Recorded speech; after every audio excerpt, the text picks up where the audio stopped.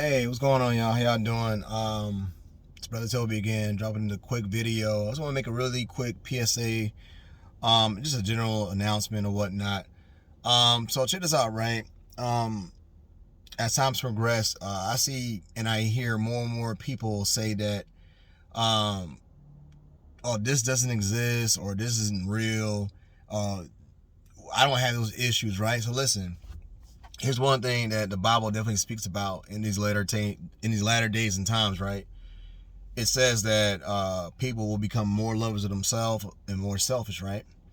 So what I currently see and hear quite often, and it's sad, is the invalidating of people's experiences and the questioning attitude to those individuals, and the what would I say, for lack of better words,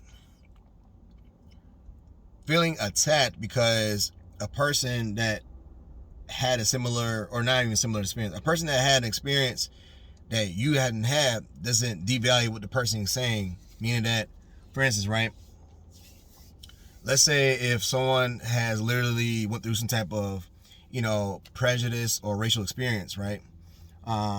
Especially, in light of years where you had police brutality, African Americans such as myself, we go through these things in which we shouldn't have to go through. But over the years, I saw a lot of bad assumptions, and I've also seen not too much empathy, especially from the Christian community, in regards to some of my own experiences growing up in Florida and some of my brothers and sisters' experiences and whatnot.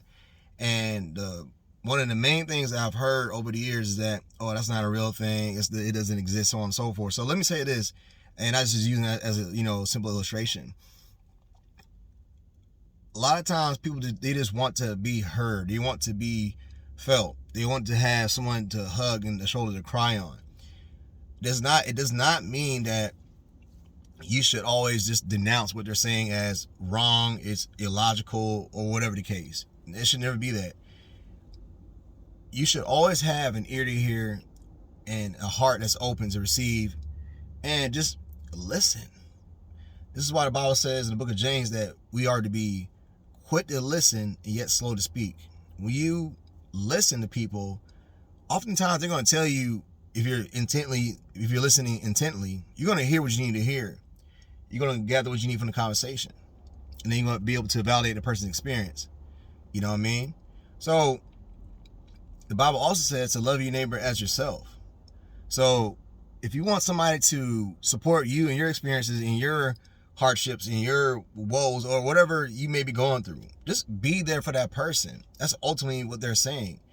I'm in need right now. Can you assist me? Can you help me? Don't make a prejudgmental statement based upon your own life experiences. Because guess what?